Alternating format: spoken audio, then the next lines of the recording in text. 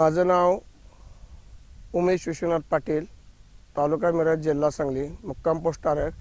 आमचं 50 एकर क्षेत्र आहे। ते 15 त्यातली 4 एकर आम्ही प्लॉट ठेवला होता। 4 एकरला 15 ऑक्टोबरला छाटण्याला प्लॉट आहे। एप्रिल छाटणीला हा प्लॉट सोडला होता। त्याला रॉयल ग्रीन आम्ही सोडले एकरी 5 लिटर प्रमाणे। आणि ही जी काडी तयार होत नव्हती सुरुवातीला, नंतर काडी ग्रीन सोडल्यामुळे भरपूर वाढ झाली। काडीची काडी उत्तम प्रमाणात तयार झाल्यामुळे घड निर्मिती भरपूर झाली, फूट एकसारखी येते तिला। आता ऑक्टोबर छाटला, 15 ऑक्टोबरला छाटली प्लॉट, घड भरपूर पडलेले आहेत, शेंडा जोरात चालू आहे, रोग पण काही नाही आहे त्यावर। रॉयल फोस्टकच्या 7 दिवसातून 2 फवारण्या घेतलेल्या आहेत, त्यामुळे आम्हाला भरपूर त्याचा रिझल्ट आलेला आहे। शेंडा मोठ्या प्रमाणात चालू आहे। रॉयल फोस्टकमुळे कॅनोपी वाढली, पाण्याची जाडी वाढली आणि झाडामधला अंतर पण वाढलेला आहे तिच्या।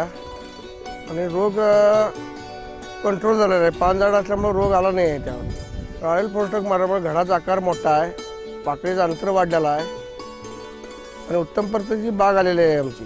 आणि रॉयलमुळे काय झालं, नवीन शेंडा वाढल्यामुळे रोग त्यावर कुठलाच नाही, रोग आला नाही।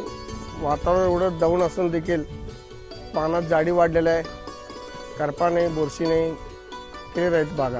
हे रान आमचं सगळ्या क्षेत्रामध्ये सगळ्यात डाऊन रान होतं। काळी जमीन आहे आणि करली माती आहे यात, त्यामुळे काडी तयार होत नव्हती, मुळी चाल घेत नव्हती, यात मुळी बंद पडत होती।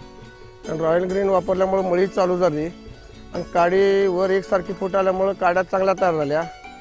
रान आणि रॉयल ग्रीन सोडल्यामुळं उपसा राहिला रानात आणि पान एकसारखं आहे, फूट एकसारखी आहे